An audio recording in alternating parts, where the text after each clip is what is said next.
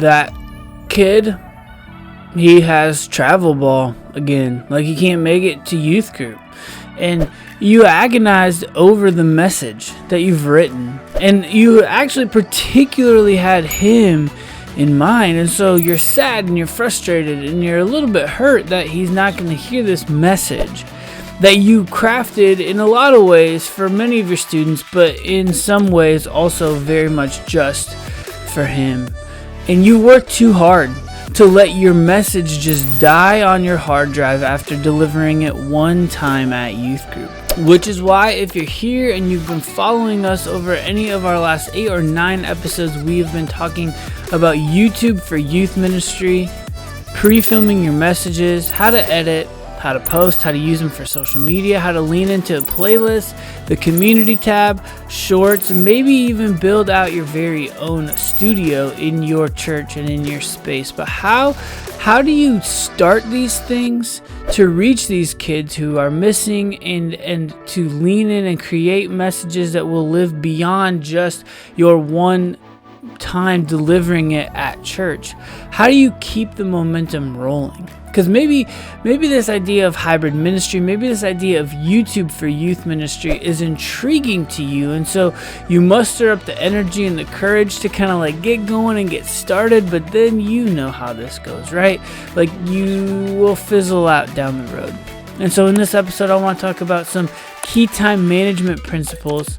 I want to talk through 2 hacks that I believe can help you continue going and not lose sight of the finish line.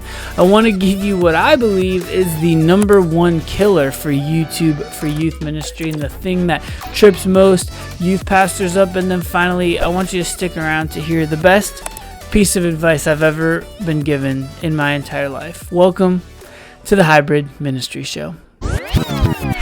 Well, hey everyone, if you and I have not had a chance to meet yet, my name is Nick Clayson. I'm a youth pastor. I've been serving in youth ministry for 13 and a half long student ministry years, and I am excited to talk with you today about the last piece of our YouTube for youth ministry playlist. And it's very simply, how do you maintain and how do you keep the momentum going? If you've gotten started, how do you keep it up? And the first thing that I just want to talk about is actually linked right here at the very top of this video.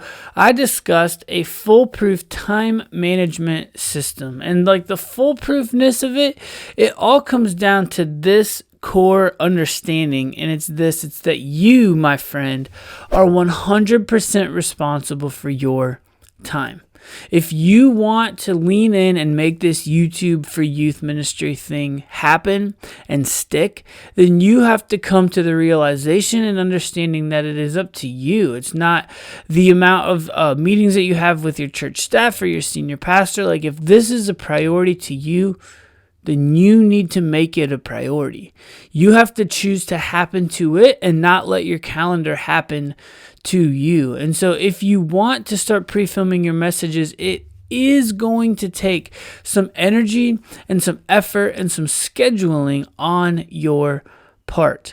Yeah, does this matter? Is it important? Like, can you continue to get away with the lazy, like, showing up at youth group and delivering your message and giving it to the students? Like, of course you can do that. And for the record, that's not lazy, right? Like, but I mean, what I mean by lazy is like, this is going to take another gear to get ahead, to pre-film, to sit down in front of camera, to edit, to post, to put the planning in.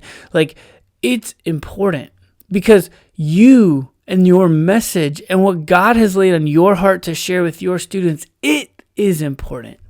And when that kid has travel ball, he just doesn't hear it because he doesn't have any other way to access it. Currently, right now, most youth ministries are operating under the assumption that they are in a cable TV type of schedule. If you want to hear this message, then you have to come to youth group at a particular time. And if you don't come to youth group at that particular time, well, then you're not going to hear it. And so I believe that we can begin to adapt to culture and create more of an on-demand moment, because that kid and his travel ball schedule is it's probably not going to let up. And what most of us as youth pastors are hoping will happen is that he will just see and prioritize youth group the way that we want him to see and prioritize youth group and start coming to our things. And that would be great.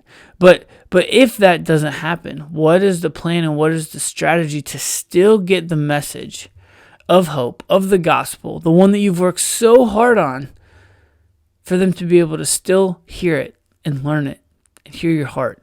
And so you are 100% responsible for the time and your time management. So what are you going to do about it? If you haven't yet, head to that link that I pointed out just a second ago and check out my foolproof time management system so that you can start blocking your time ahead of time. So here, one of the hacks, one of two. Hack number one, when it comes down to all of this, is bulk film your messages. So for example, if you are in a series, you're in a 4-part series on kings, and you're going to talk about King David, King Joash, King Rehoboam, and of course everyone's favorite king, King Hezekiah, and you've got all those messages built out, then sit down one day for probably 2 or 3 hours and film all of those messages in one sitting, right? Maybe bring some wardrobe changes so you're not wearing the same clothes, maybe a couple hats so that you can swap those things out, and then capture all 4 of those messages in sequence in a row. And then if you do that and you're far enough in advance, you will then have probably another month or 6 weeks before you have to turn around and film your next bulk crop of series messages. And so that's hack number one. But again, back to the time management piece, you're going to have to put that on a calendar, and you're also going to have to put on a calendar the need to create and craft and put together your manuscripts, which if you haven't checked out in the very last episode 098, hybridministry.xyz/098, we have linked on there teleprompters and tripods so that you can actually just type out your entire message and put it on a teleprompter, sit down, even if you do it still direct to your phone, and capture your message direct to camera and to your students and help them understand this message of hope in Jesus and have the cure for travel ball. The other hack that I have is delegate as much as you can. You know, one of the things that we do beyond just capturing our long form messages is that we do a weekly social media challenge. And so we get our students to come together, and thankfully we have our studio space, which I showed you in last week's episode as well. And we let our students kind of create content for our social media channels. And so we capture them and have a fun time watching them kind of like, do challenges and work together and work with each other. But what I've done is I've actually handed the entire planning of that, shooting of that, capturing of that, and then uploading of all of that content into our Google Drive, all those things off to an intern. And it's taken some time, and we've had to get him up to speed on it. But now, every single Wednesday night, he knows that one of his primary duties and responsibilities is to figure out the social challenge from start to finish. And then on Thursday morning, I pull open Google Drive and I edit whatever he has created for me. Sometimes I edit it using Adobe Premiere Pro, but other times I'm actually able to just edit it completely on my cell phone.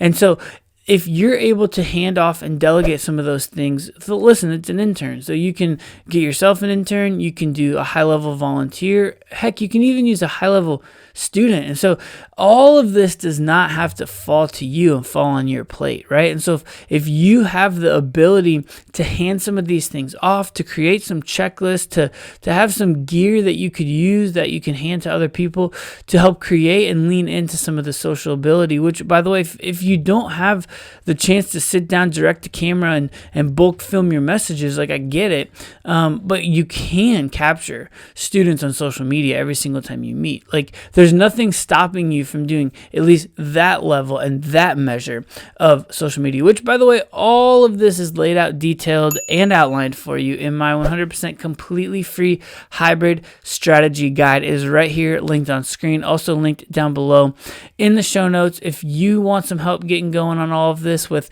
some links to some gear, some basic getting started gear, and some ideas for how to lean in and use the social challenge and capture content with you, your staff, the rest of your church staff, your leaders. Like, all of that is laid out for you completely in this complete hybrid strategy guide. I would love to have you check that out. It would be an honor if you downloaded it and used it and checked it out. But the last piece here is, what is the thing that kills you? What is the thing that kills most youth pastors? What is the thing that kills most content creators when it comes to capturing messages or capturing videos and then posting them? And it's editing. Like, editing, it's hard, takes a lot of work. I actually had a guy last night reach out. I had done like a slideshow for a memorial service, and he said, "Hey, that was beautiful. Like, what did you use?" And a lot of times people, they're just looking for shortcuts, and the best things, like, there are no shortcuts, right? Like, I use Adobe Premiere Pro and Adobe After Effects, and like, that's not always the most accessible thing. And so here's the good news. Like, editing is tricky, and you can do as much editing or as little editing as you want. Just get the message out there. However, if you are looking for some advice, if you are looking for some custom coaching, for someone to come in and help you where you are, I would love to do that with you and for you. In fact, if you check out the link down in the description below, you can see some of the pricing on that typically. But right now, I'm actually offering a couple more spots completely for free. All I ask is that you use my service and that you give a good review if you believe that what I have offered is actually worth a good review. But I would love to help you. Like, if you're feeling stuck and you're not exactly sure where to turn, reach out. We would love to have a conversation with you and figure out what hybrid ministry can look like in your church and in your youth ministry strategy. My friend Matt Johnson, he was on the very first couple of episodes of this podcast. He was actually a co-host for a while before he moved and kind of was unable to logistically continue being on the podcast. But I asked him, I said, "Hey man, I'm thinking about starting a podcast. What do you think?" And I was like, "What do I need to know? What do I need to do?" And he gave me some basic gear advice and some basic other advice. And he said, "But do you want to know my number one piece of advice?" And I was like, "Yeah, of course." He said, "Just get started.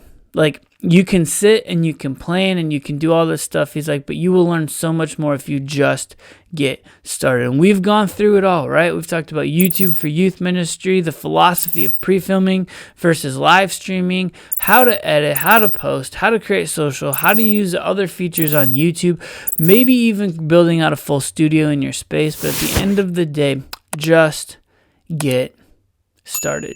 Speaking of Matt, he was with me at the very beginning of this podcast, and next episode is my 100th episode. It's a little bit more of like an interview, documentary style. We're going to lean in and actually talk about the show that the church I was at that we created during COVID, and talk about many of the hybrid ministry principles that have sort of come out of it. So that video and that episode is next. If you're watching on YouTube, it'll be linked right here on this end card on screen. I would love for you to check that out. But don't forget, and as always, as we are making digital discipleship easy, possible, and accessible, I want you to stay hybrid.